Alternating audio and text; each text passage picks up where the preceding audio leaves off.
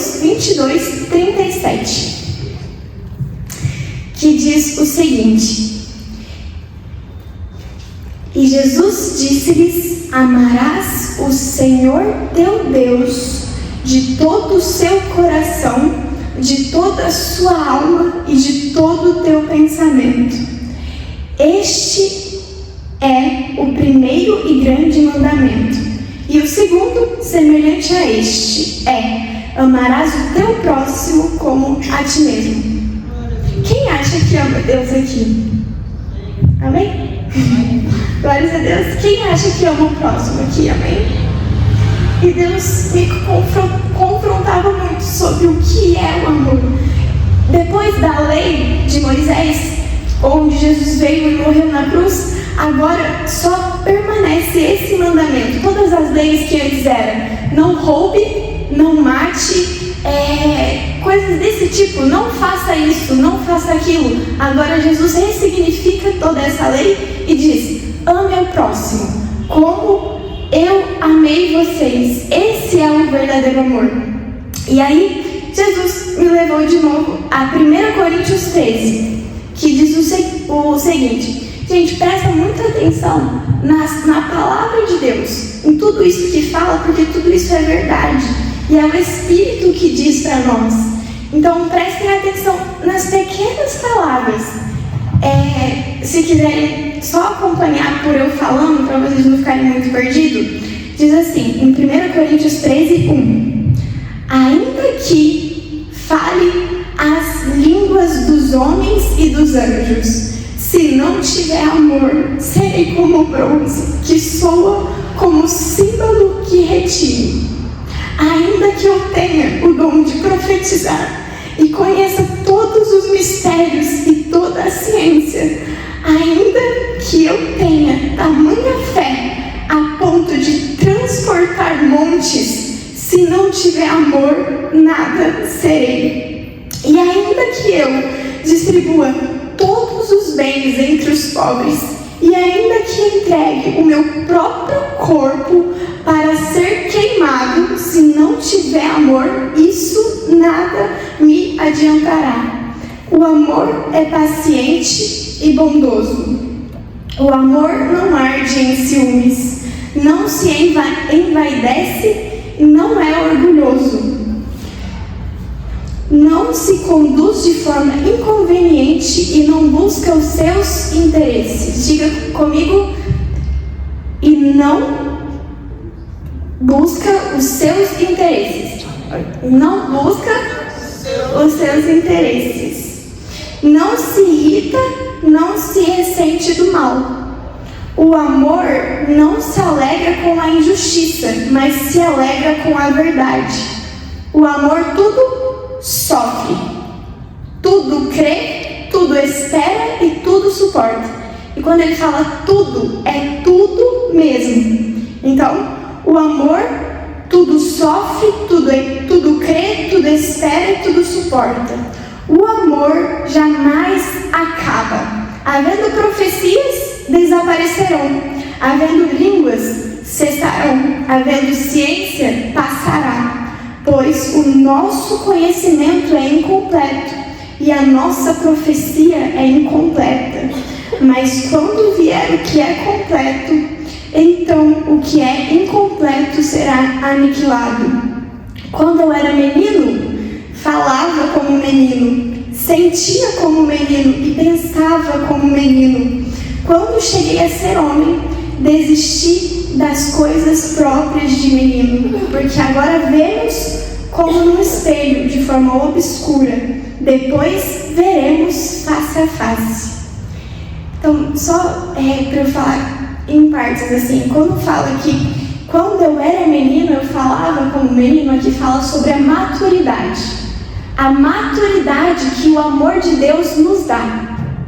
Porque o mundo, ele distorceu o que é o amor, que é buscar os próprios interesses. Se não me agrada, se fala mal de mim, se vai contra mim, eu não tenho que amar. É isso que o mundo diz. E Deus diz ao contrário: o amor tudo sofre, tudo crê e tudo espera. E quando você entende o verdadeiro amor e entende o que é o verdadeiro amor na sua vida, você recebe a maturidade do Espírito Santo. Então, que antes você era e agia como menino, agora você passa a agir como homem pelo verdadeiro amor que Deus colocou na sua vida, através dele. E ele fala: agora vemos-nos como no espelho, de forma obscura, depois o veremos face a face. Agora meu conhecimento é incompleto, depois conhecerei como também sou conhecido. Agora, pois, permanecem a fé, a esperança e o amor. Desses três, porém, o maior deles é o amor. E sabe por que o maior deles é o amor? Porque, como diz aqui no versículo 8, porque o amor jamais acaba. A esperança, ela acaba. Um dia a gente vai morar no céu e acabou a esperança é lá. Essa é a nossa esperança. A fé, ela acaba, porque hoje nós nos vemos como um espelho, de forma obscura, mas no futuro o veremos face a face. Então a fé, ela, como nós veremos Deus face a face, ela vai acabar também. A esperança e a fé, ela acabam, mas o amor nunca acaba. E Deus, ele me constrangia, gente, vocês não estão entendendo, de uma maneira grandiosa sobre o que era o amor. E quando ele falava que as profecias nada são sem amor, falar em línguas nada são sem o amor. Então Deus, ele nos convida a amar. Ele falou muito no meu coração a respeito do amor. Amém? Então, abre comigo lá em Filipenses 1. Gente, a gente vai falar muito sobre muitos versículos aqui, que é tudo isso que Deus já tinha estava ministrando no meu coração antes. E, gente, eu fui constrangida de tal maneira que vocês não estão entendendo. Sério, Deus é muito maravilhoso, Ele é muito grande. E quando a gente entende que a gente é dependente dEle até para amar o próximo, isso se torna lindo, lindo. Então, em 1 Filipenses, eu vou ler vários versículos pulando. Então, primeiro vamos no versículo 9.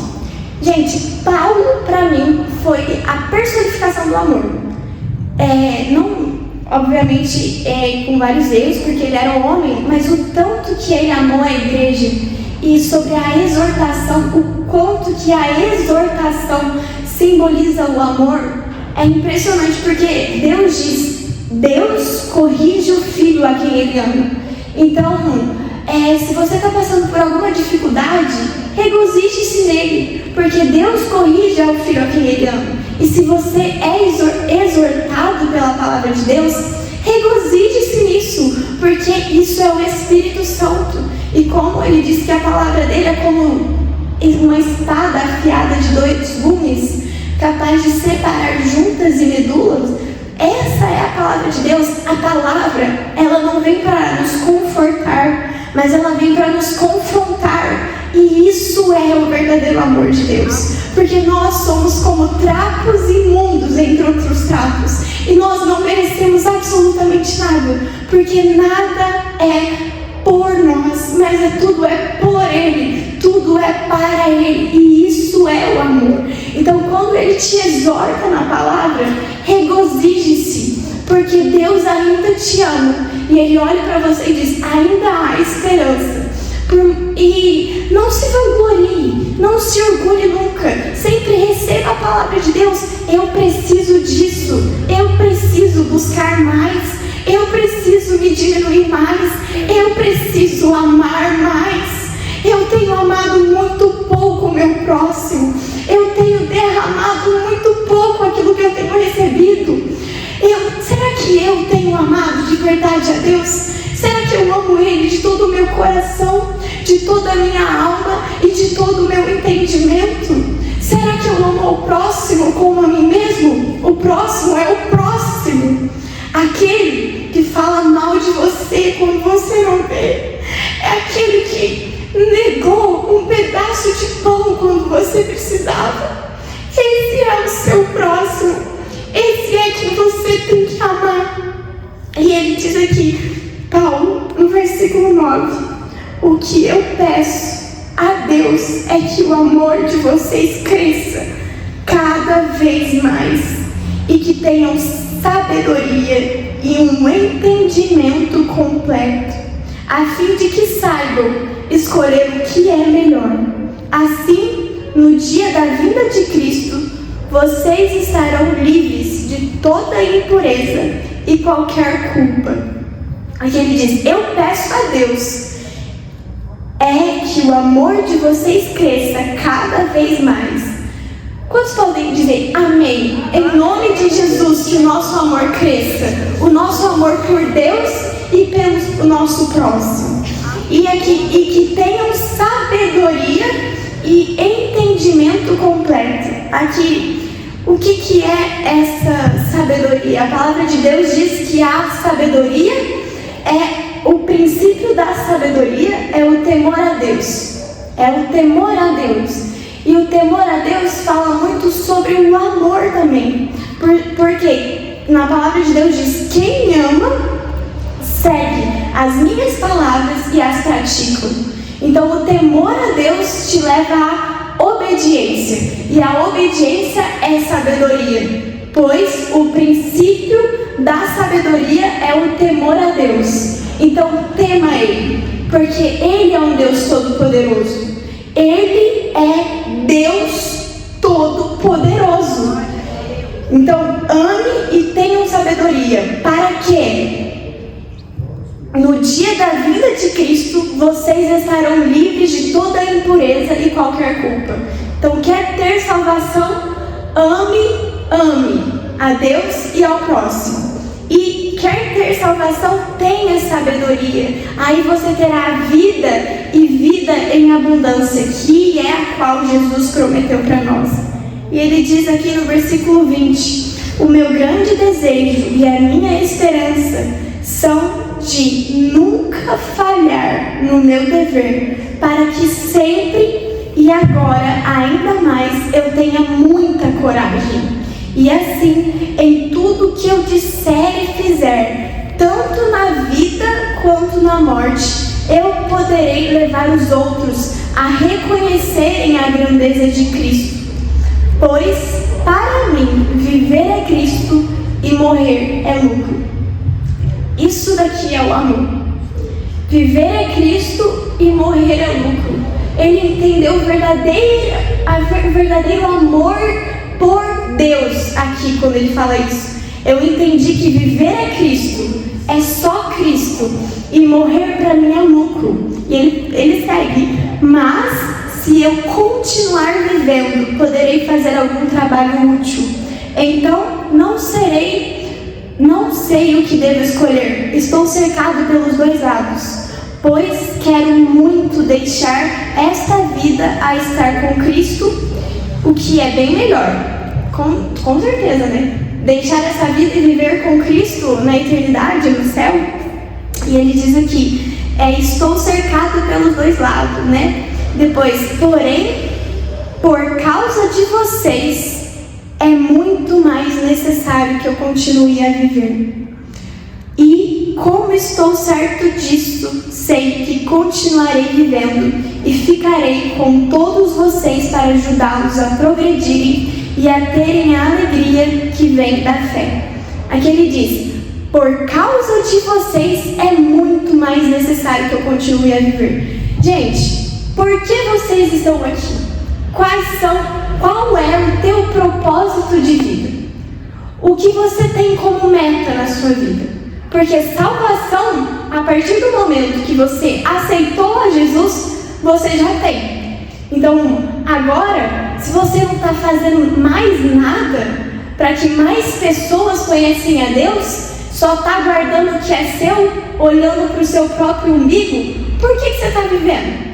Se é melhor você estar com Deus, a salvação você já tem. E agora? E o próximo? O que Jesus me ensina? O que eu tenho que fazer? A sua salvação já está garantida. Você não vem aqui dia após dia, senta nesse nesse banco para ter a sua salvação preservada. Não é isso, porque não é sobre nós, é sobre Ele. Não é sobre nós. A vida e vida em abundância nós já temos, nós estamos com Cristo. E agora, será que nós conseguimos chegar nesse pensamento de Paulo, que eu creio que vivia a plenitude do Espírito? Pois para mim, viver é Cristo e morrer é lucro.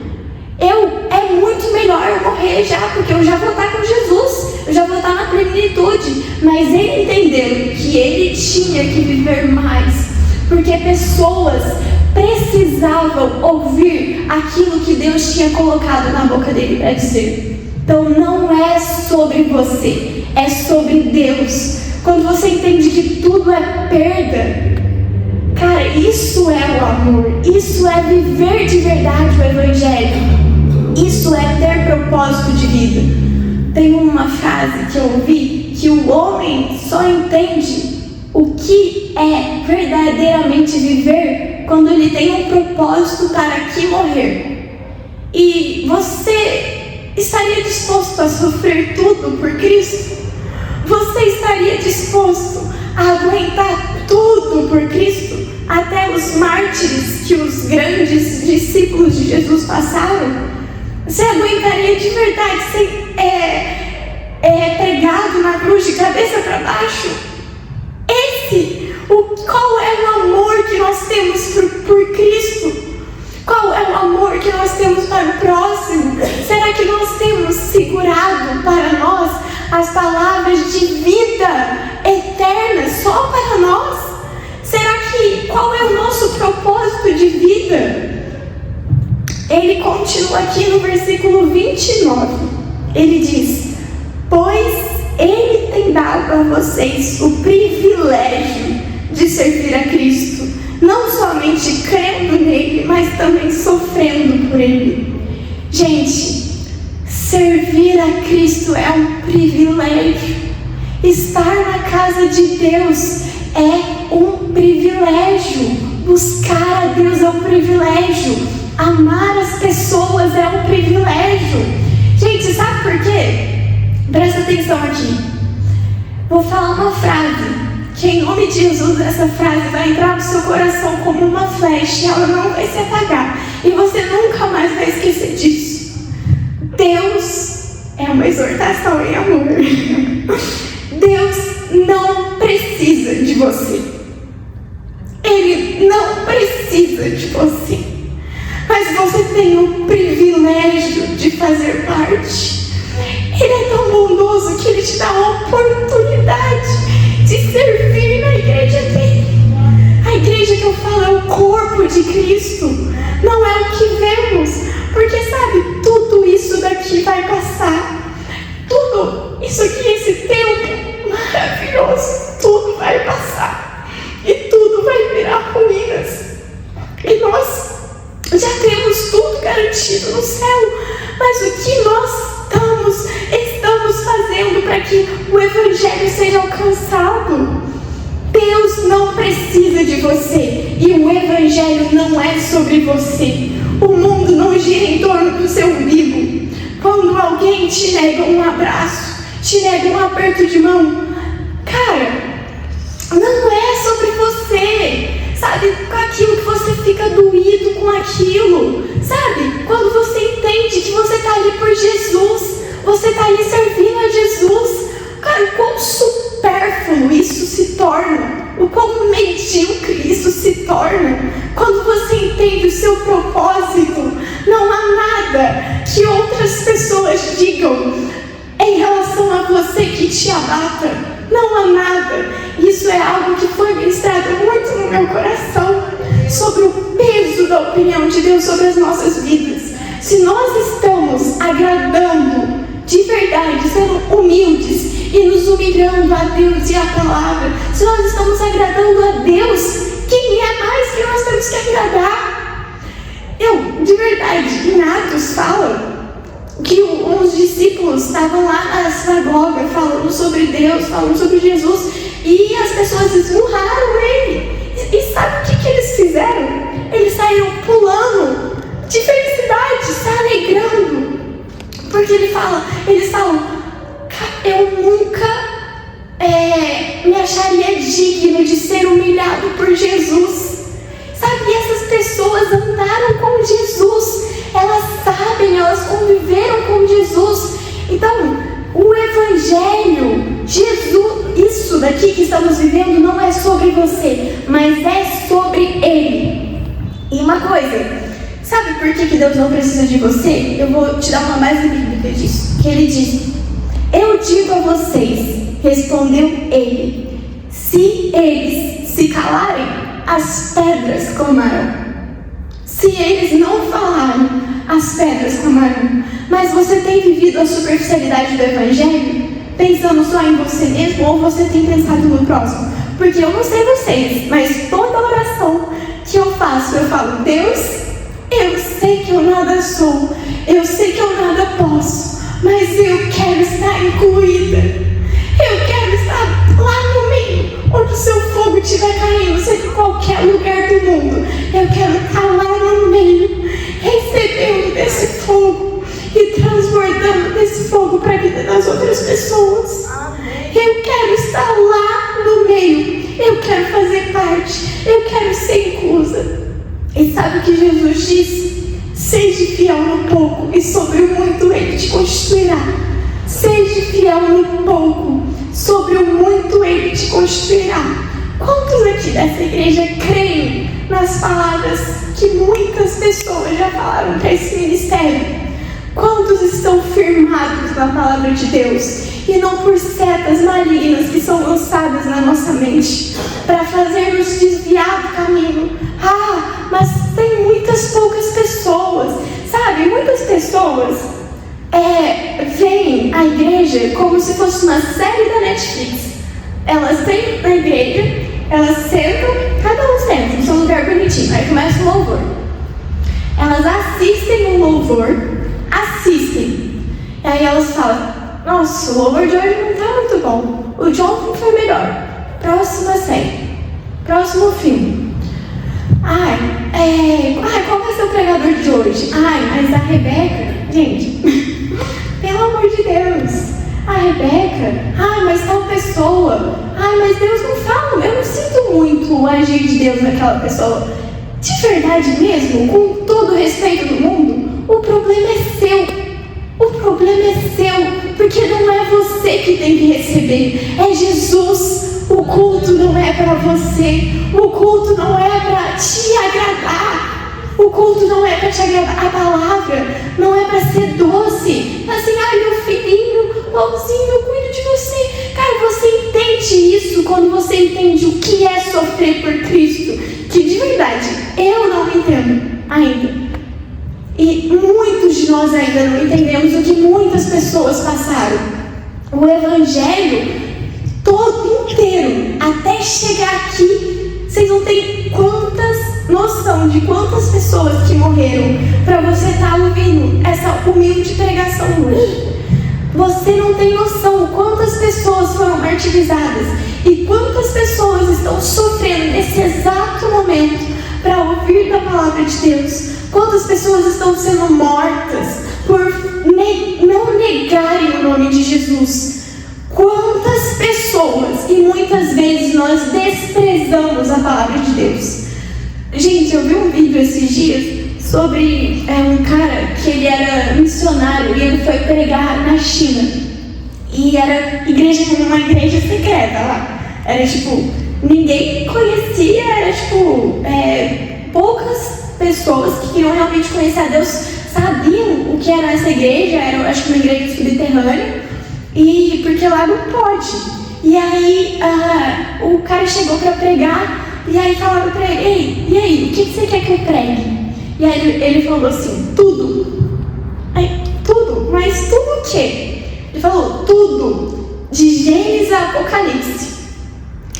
E a fome daquelas pessoas pela palavra de Deus, a fome incondicional para conhecer quem foi Jesus e como o mundo foi criado, tudo aquilo que aconteceu. Gente, a fome. E pensem, muitas pessoas de verdade ficam olhando no relógio: nossa, quanto tempo será que falta para acabar o culto?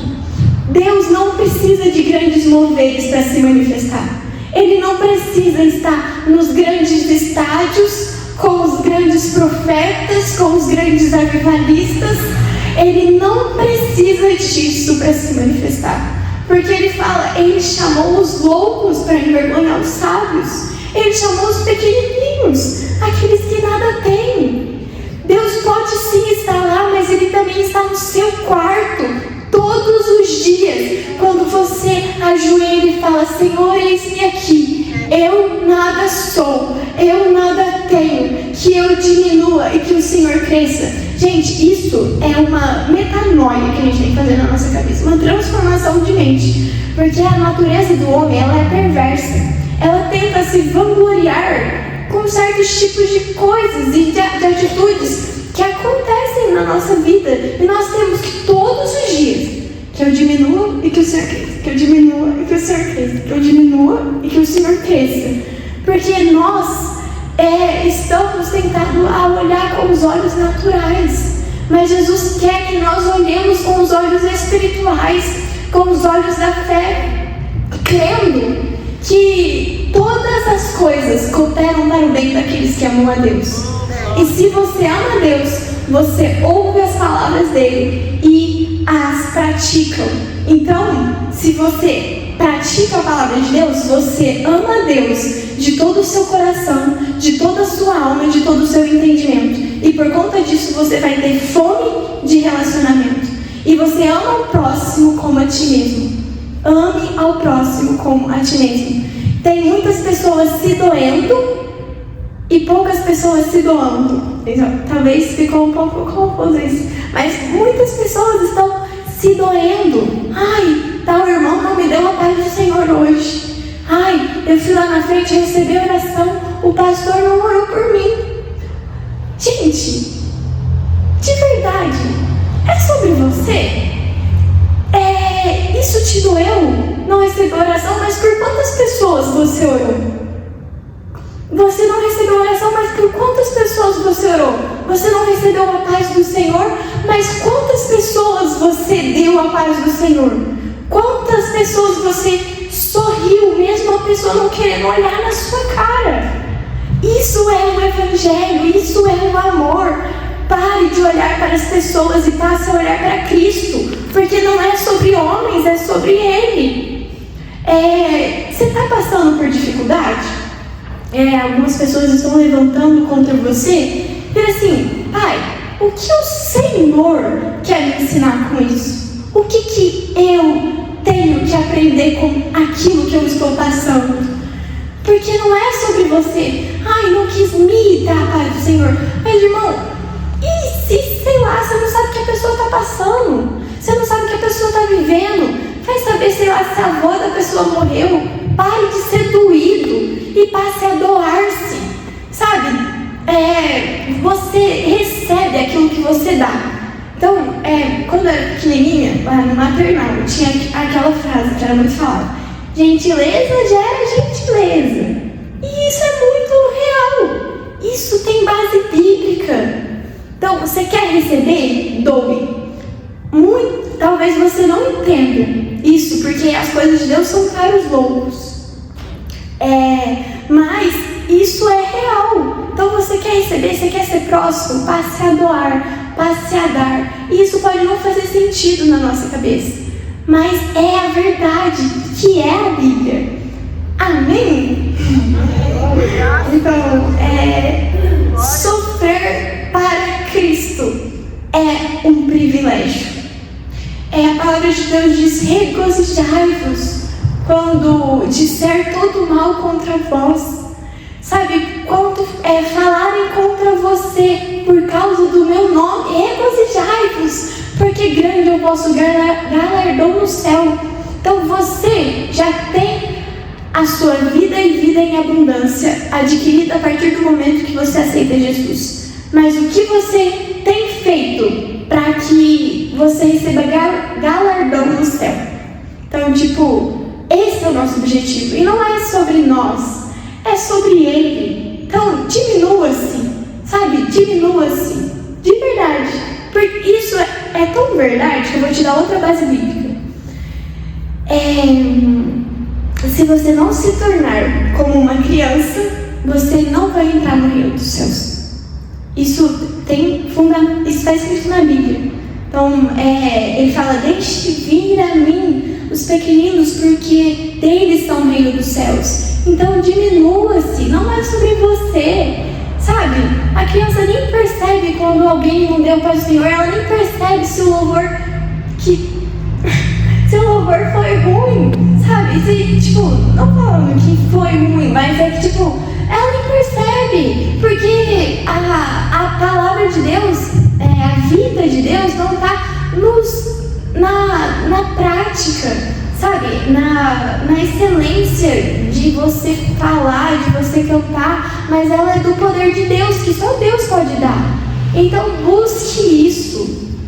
Então, aqui no capítulo 2 de Filipenses, ele segue falando assim: por estarem unidos com Cristo, vocês são fortes. O amor dele os anima. E vocês participam do Espírito de Deus. E também são bondosos e misericordiosos uns com os outros. Então, peço que me deem a grande satisfação de viverem em harmonia, tendo um mesmo amor e sendo unidos de alma e mente. Não façam nada por interesse pessoal ou por desejos tolos de receber elogios, mas sejam humildes e considerem os outros superiores a vocês mesmos. Que ninguém procure somente os seus interesses, mas também o dos outros. Aqui ele fala: a palavra de Deus, o Evangelho não é sobre você, é sobre Ele. Seja humilde e ame ao próximo. Seja humilde e ame ao próximo. Ame aquele que vem aqui, aquele que tudo suporta em uma oração para falar de Deus para você. Sabe, porque você não sabe o que eles passaram. Então, sofrer por Cristo é um privilégio.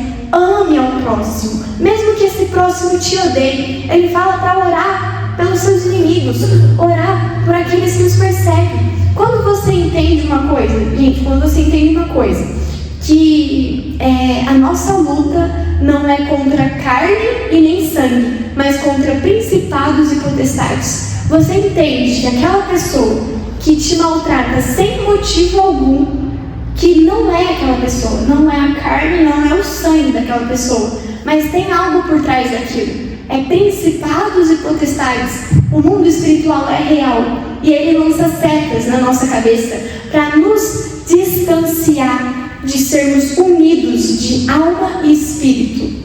Porque se tem uma coisa que o Espírito de Deus se agrada, é a unidade entre os irmãos, a unidade no corpo de Cristo. Até mesmo ministérios, igrejas físicas que colocam empecilhos como a união do corpo entre os irmãos. Então, isso é muito sério, porque nós somos um só corpo, que é o corpo do Espírito Santo, e Deus se alegra na unidade entre os irmãos.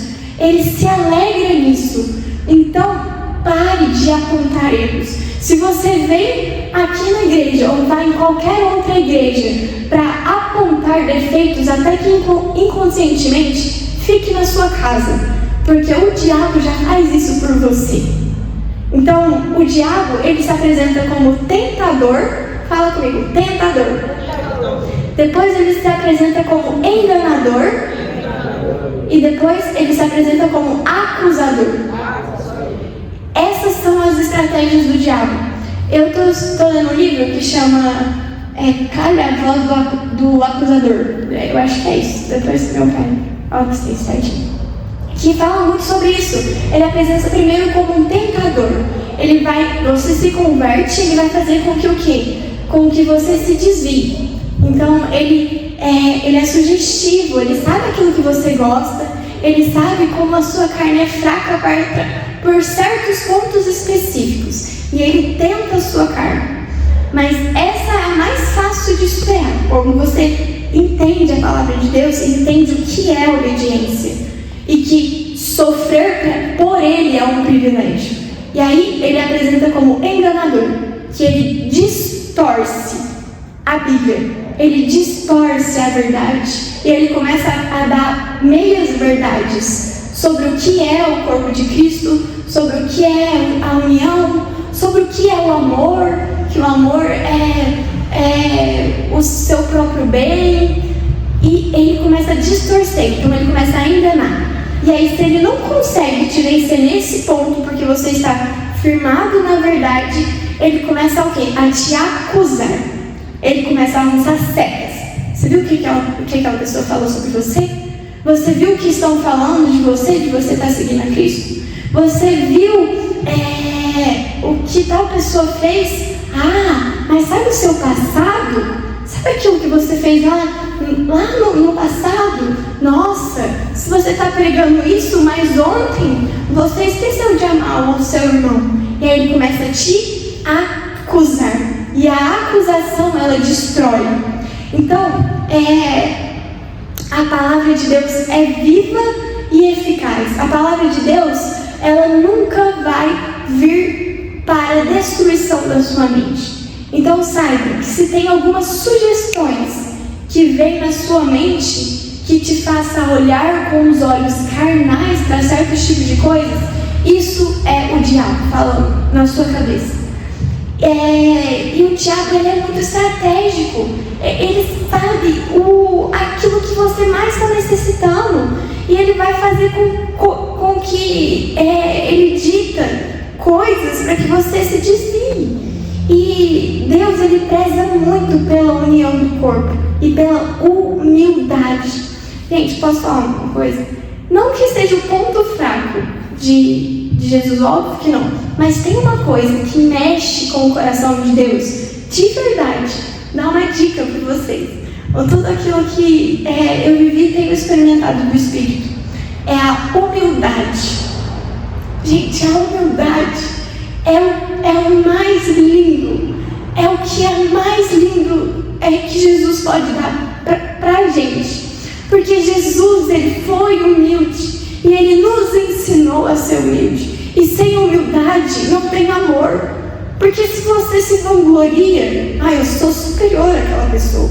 Então, se você acha isso, como que você vai amar o próximo?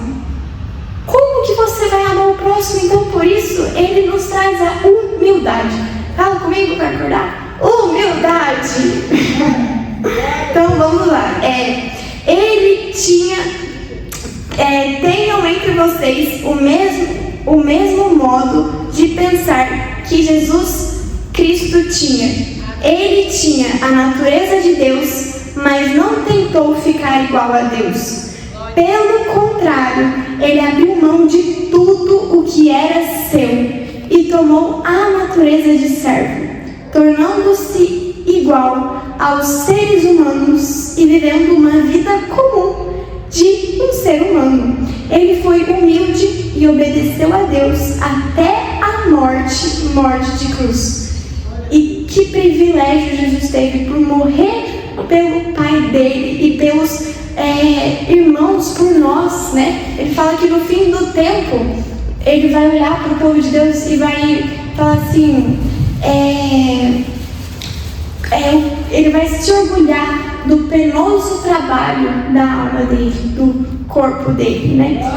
Ele fala assim, por isso Deus deu a Jesus a mais alta honra e pôs nele o nome que é o mais importante de todos os nomes, para que em homenagem ao nome de Jesus, todas as criaturas no céu, na terra e no mundo dos mortos caiam de joelhos e declarem abertamente que Jesus Cristo é o Senhor, para a glória de Deus Pai. Tudo isso porque ele foi humilde e ele saiu do trono dele, que estava sobre o mais alto lugar. Ele abdicou de tudo que ele tinha lá no céu, de toda a glória, de toda a majestade, e foi humilde. Ele morreu, ele sangrou. sabe, ele sofreu, ele chorou, ele passou por tudo aquilo que nós passamos como ser humano, né? E no versículo 13 ele fala: pois Deus está sempre agindo em vocês para que obedeçam à vontade dele, tanto nos pensamentos como nas ações. Façam tudo sem discussões, para que vocês não tenham nenhuma falha ou mancha. Sejam filhos de Deus, vivendo sem nenhuma culpa no meio de pessoas más, que não querem saber de Deus. No meio delas, vocês devem brilhar como estrelas no céu, entregando a elas a mensagem da vida. Então, quando você falar da palavra de Deus, se a pessoa não receber, brilhe e resplandeça o amor de Deus, para que você seja uma criatura inculpável diante de Deus, para que o diabo não consiga te acusar diante de Deus, porque ele fala que o diabo está dia e noite no trono dele, diante do trono do Pai, acusando você, e não dia e noite, mas fala sobre a passagem de Jó, que Jó, ele era um cristão muito firme em Jesus, e aí o diabo foi diante do Pai, do trono de Deus, e falou assim: ele só tem tudo aquilo, ele só é tudo que ele é pelas coisas que o Senhor dá para ele. E o diabo está lá te acusando dia e noite. Ai, nossa, tá vendo? Ele não te busca o quanto deve. Ai, mas ele não faz o quanto deve. Como que o Senhor consegue amar ele? Como? Olha o que ele fez. Só que Jesus está à direita de Deus Pai e ele é o seu advogado. Ele é o seu advogado e é pelo sangue dele que você tem vitória. É por ele ter te justificado. Eu morri por ele. E tudo que eu passei foi por ele, para te dar vida e vida em abundância. Então, que você passe a viver essa vida em abundância, que é a vida de servir a Cristo e derramar o amor dele sobre as outras pessoas, pois a árvore infrutífera, ela vai morrer e ela vai secar, mas a que permanece é a árvore que dá frutos. Então, em nome de Jesus, seja essa árvore que dê frutos e que transforme gerações. E quando alguém falar algum mal de você, não se doa, não tenha rancor e nem nenhuma raiz de amargura na sua alma, mas em nome de Jesus, se doe e seja melhor e derrame mais. A palavra de Deus diz: se alguém roubar-lhe a túnica, deixe-lhe também a capa. E é isso que Jesus nos ensina. Então, ame a Ele de todo o seu coração, de toda a sua alma, de todo o seu entendimento, e ame ao próximo como a ti mesmo, porque se você não tem amor, você nada tem, pois tudo passará, mas o amor é o único que permanecerá. Então, Jesus te exorta hoje: passe a ser diferente, perdoe ao próximo, perdoe todos aqueles que te ofenderam, e em nome de Jesus, entenda que a nossa luta não é contra carne e sangue, mas é contra principados e potestades. Jesus ama quem te persegue igual Ele te ama.